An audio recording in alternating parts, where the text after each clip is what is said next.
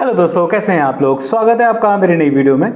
दोस्तों, आपको आज एक बहुत इंपॉर्टेंट न्यूज़ में बताने वाला हूं, क्योंकि 1 अप्रैल से यूपीआई से रिलेटेड बहुत सारे नियम चेंज हो रहे हैं जो कि आपको जानने वाले हैं। बहुत ज़्यादा ज़रूरी वो नियम है।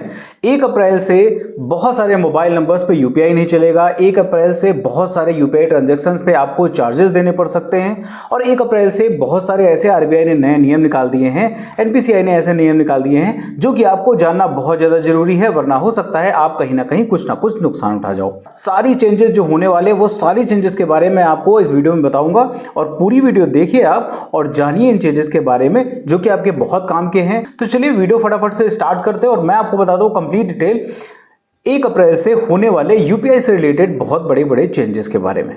नमस्कार दोस्तों, मेरा नाम है अनूप, आप देख रहे हैं टेक एंड ट्रेंड्स।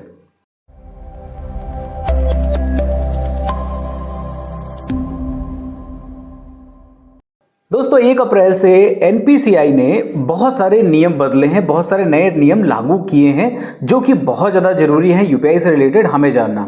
जिसमें सबसे पहला जो नियम है वो मोबाइल नंबर से रिलेटेड है। बहुत सारे मोबाइल नंबर्स ऐसे होंगे जिन पर 1 अप्रैल से यूपीआई चलना बंद हो जाएगा। ये बहुत इंपॉर्टेंट न्यूज़ है। कौन से नंबर हैं उनके बारे में मैं फटाफट से आपको बताता हूँ।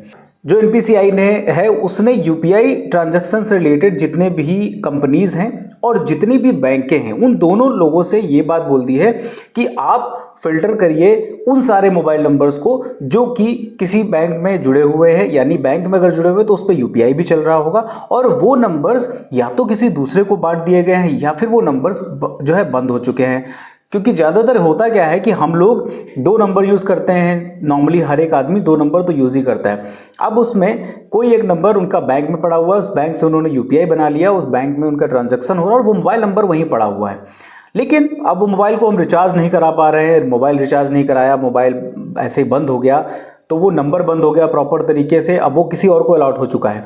तो जाहिर सी बात है, जब किसी और को अलॉट हो चुका है तो आपका नंबर से रिलेटेड जो बैंक अकाउंट है, आपके नंबर से रिलेटेड जो यूपीआई की डिटेल्स हैं वो उस नंबर के पास पहुंच जाएंगी जो बंदा नया नंबर लेकर के बैठा हुआ है, आपका नंबर जिसके पास पहुंच चुका है। तो सीधे सीधे एनपीसीआई ने बोला है कि ऐसे नंबर्स को फिल्टर करा जाएगा और फिल्टर करने के बाद उन नंबर से रिलेटेड जो बैंक अकाउंट्स हैं वहां से उन मोबाइल्स को हटा दिया जाएगा।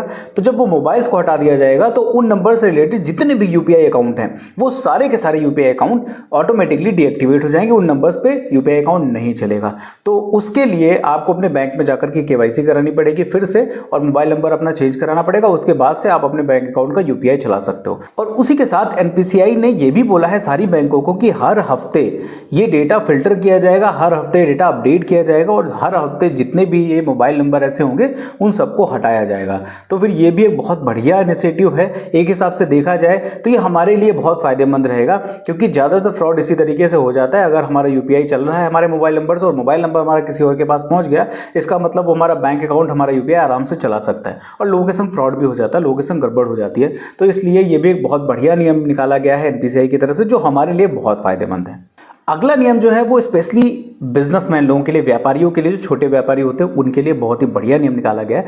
जितने भी बिजनेस पर्सन्स हैं या फिर जितना भी बिजनेस अकाउंट यूपीआई के थ्रू बने हुए हैं उस पर एनपीसीआई के द्वारा जो है एक नया नियम निकाला गया है कि जिसमें उनको अगर अपने बिजनेस अकाउंट के थ्रू पेमेंट ले रहे हैं, 2000 से ज़्यादा का कोई भी पेमेंट ले रहे हैं, तो उस पर उनको कुछ ना कुछ प्रोत्साहन राशि मिलेगी। प्रोत्साहन राशि यानी उनको कुछ ना कुछ एक्स्ट्रा एक ट्रांजैक्शन पे कुछ बेनिफिट मिलेगा, कुछ अमाउंट्स मिलेंगे। और वो अमाउंट जो है वो कुछ भी हो सकता है। वो लगभग मान के चलिए कि अगर आपके पास 2000 रुपये का ट्रांजैक्शन हो रहा है तो 2000 रुपये के ट्रांजैक्शन पे लगभग 3 रुपये के आसपास आपको अमाउंट मिल सकता है, क्योंकि जो धनराशि है वो 0.15% की धनराशि रखी गई है। इसको प्रमोट किया जा रहा है इस वजह से क्योंकि बिजनेस पर्सन्स जो हैं, जो छोटे व्यापारी हैं, वो जब यूपीआई के थ्रू पेमेंट लेंगे तो उससे क्या है कि कैश का फ्लो थोड़ा सा वैसा कम होगा और डिजिटल पेमेंट्स जो है वो ज़्यादा प्रमोट करी जाएंगी।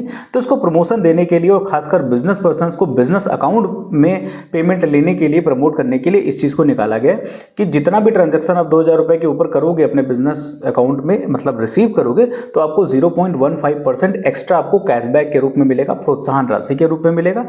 अब उसी के साथ एक अगला बहुत इंपॉर्टेंट नियम जो है वो निकाला गया है और वो हमारे लिए भी फायदेमंद बहुत ज़्यादा है, और ये रिलेटेड है फ्रॉड से। जो यूपीआई में पूल सिस्टम होता था, पूल ट्रांजैक्शन का ऑप्शन होता था, पूल ट्रांजैक्शन को बंद कर दिया गया है, अब बंद कर दिया जाएगा 1 अप्रैल के बाद से। गवर्नमेंट ने बोल दिया है, सारे यूपीआई ट्रांजैक्शन कंपनीज जो है जितनी भी, उनसे बोल दिया गया है कि अब आप पूल ट्रांजैक्शन का जो ऑप्शन है वो यूपीआई से हटा दीजिए। अब पूल ट्रांजैक्शन क्या है उसको मैं समझा देता हूं आपको। देखिए, पूल ट्रांजैक्शन ये होता है कि अगर हमको किसी से पेमेंट लेना है तो अभी हमारे पास यूपीआई में ऑप्शन रहता है कि हम एक अमाउंट डाल करके किसी को पेमेंट रिक्वेस्ट भेज सकते हैं।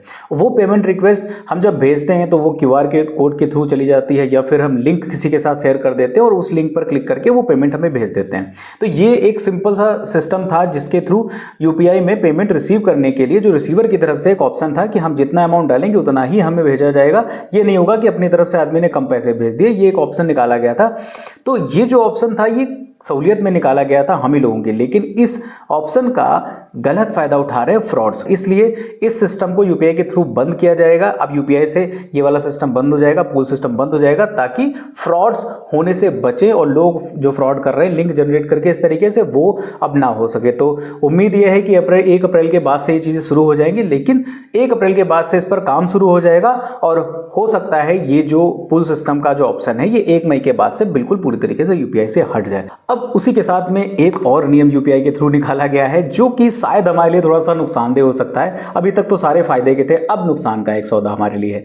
यूपीआई का नया नियम निकाला गया है एनपीसीआई के द्वारा, जिसमें अब यूपीआई के ट्रांजैक्शन करने पर कुछ चार्जेस भी हमें देने पड़ेंगे, और वो नियम 1 अप्रैल या फिर 1 मई से चालू हो जाएगा प्रॉपर तरीके से। अब ये ट्रांजैक्शंस पे हमें चार्जेस क्या देने पड़ेंगे वो मैं आपको समझा देता हूँ, और कैसे देने पड़ेंगे, किन किन ट्रांजैक्शंस पे हमें चार्जेस देने पड़ेंगे वो भी बता देता हूँ। देखिए, जब कभी भी हम अपना यूटिलिटी बिल जमा करते हैं, जब कोई भी हम रिचार्ज मोबाइल का कराते हैं, या फिर हम अपने क्रेडिट कार्ड के थ्रू कोई पेमेंट कर रहे होते हैं, तो इन सारे ट्रांजैक्शंस पे फिलहाल एनपीसीआई ने कुछ चार्जेस एक्स्ट्रा लेने की बात कर दी है कि कुछ एक्स्ट्रा चार्जेस लिए जाएंगे, और वो चार्जेस जो है आधे % से लगा करके 1% के बीच में रहेंगे, जितना भी हमारा ट्रांजैक्शन का अमाउंट होगा। तो ये भी एक नया नियम निकाला गया, तो आप ध्यान रखिएगा कि आप अगर इस तरीके का कोई ट्रांजैक्शन कर रहे हो तो अब आपको यूपीआई में भी ये पेमेंट में पैसे देने पड़ेंगे, एक्स्ट्रा आपको चार्जेस देने पड़ेंगे। जैसे मान लीजिए आप मोबाइल का रिचार्ज करा रहे हो, तो मोबाइल का रिचार्ज अगर आप 100 रुपये का करा रहे हो तो उसमें लगभग आपको 1 रुपये का एक्स्ट्रा चार्ज देना पड़ सकता है। तो ये इस तरीके के चार्जेस आपको देने पड़ सकते हैं, जो कि पहले जो नॉर्मल रिचार्ज कंपनीज हैं वो तो ले ही रही थी चार्ज, अब आपको यहां पर भी ये चार्जेस देने पड़ सकते हैं। तो इस चीज का भी आप ध्यान रखिए कि यूपीआई में ये नया नियम चेंज कर दिया गया है।